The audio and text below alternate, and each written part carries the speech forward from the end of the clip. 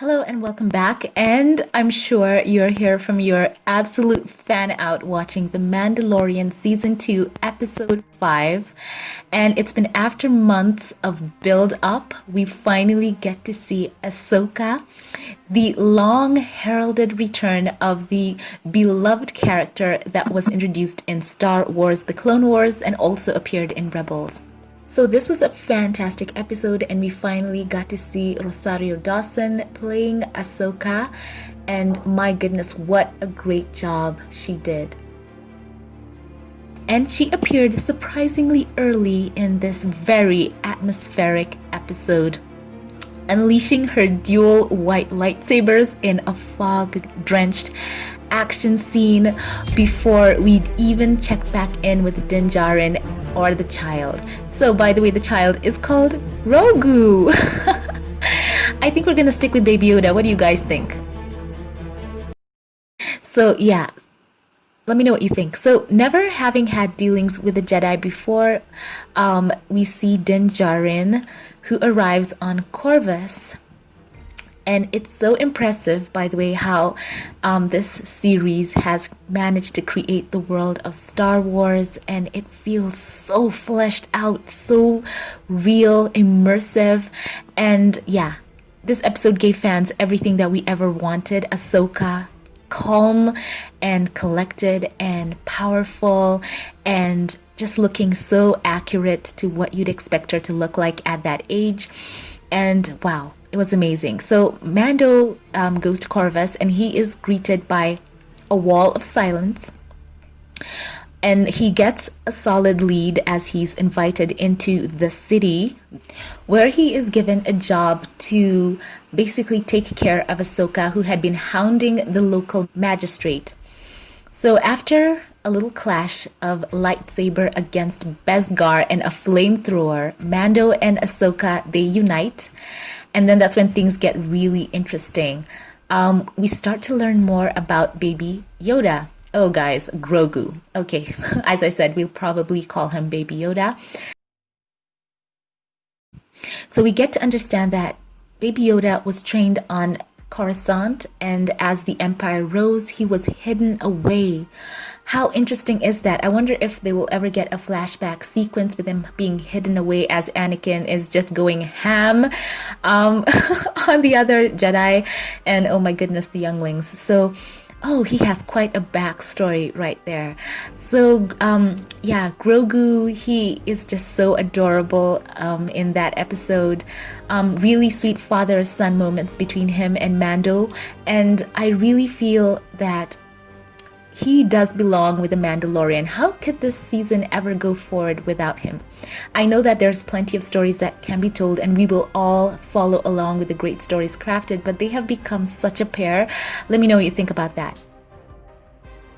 So it was cool to see Ahsoka communing with Baby Yoda and, you know, learning about his name. And she begins to note that Baby Yoda, okay guys, I'll go back and forth. She begins to note that he is very attached to the Mandalorian and that worries her. Then we get that kind of name drop of Anakin. She says that she does not want him to become vulnerable to the dark side and she doesn't want to take the risk and refuses to train him.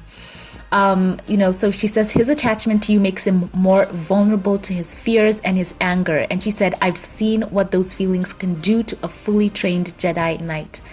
So that's there. So they basically decide that Ahsoka will help him take down the magistrate if she will agree to train Baby Yoda. So a Mandalorian and a Jedi, they'll never see it coming, Din tells her.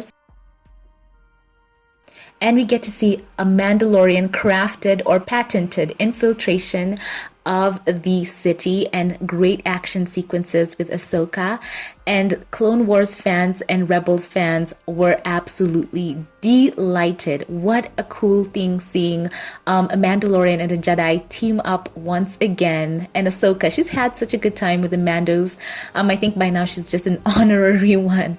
So for those people who had concerns about how Ahsoka would translate on screen, she is fabulous, a fan favorite.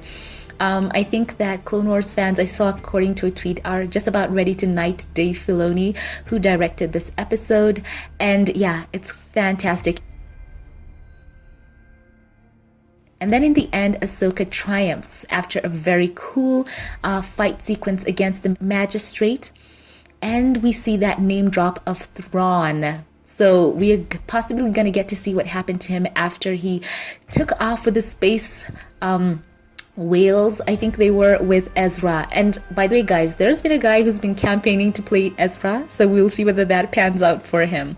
So what a great episode, great action sequences, great atmosphere for the episode. It feels so lived in, and I hope that we will get to see more of Ahsoka, perhaps a spin-off. This show has a lot of potential. We hope to see a Bo-Katan spin-off, Ahsoka, one for Cara Dune. You know, the possibilities are endless. So what a fantastic episode. We're gonna get to see what Baby Yoda will decide for himself, whether he wants to become a Jedi or not. I'm guessing he probably is gonna see one. And now that Mando has a new Beskar kind of spear or staff, possibly we're gonna get to see him going up against Moff Gideon, dark saber to that kind of staff built of solid Beskar. So great episode all around. Let me know your thoughts in the comments section. I want to know them all below. Thank you all for watching. Thank you to my Patreon supporters. Thank you for choosing to support my channel. And as always, I like to highlight the Patreon comment of the day. And this one is from James Calvin Daniels, who said, "This one really rocked." Speaking of the episode directed by Carl Weathers, he said, "Gina killed it. Per usual, shout out to Apollo Creed, Carl Weathers, for a great directing job. Next week is definitely going to rock." And in fact, you are absolutely right, James Calvin. It was an amazing episode, great directing in the Mandalorian TV show. Stellar work all round. So great episode all round. Let me know your thoughts in the comments section.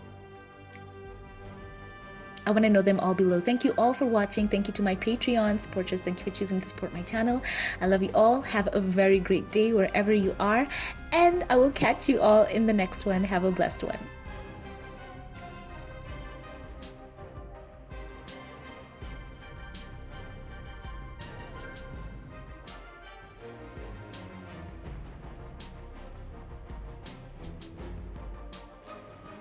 So Grogu it is.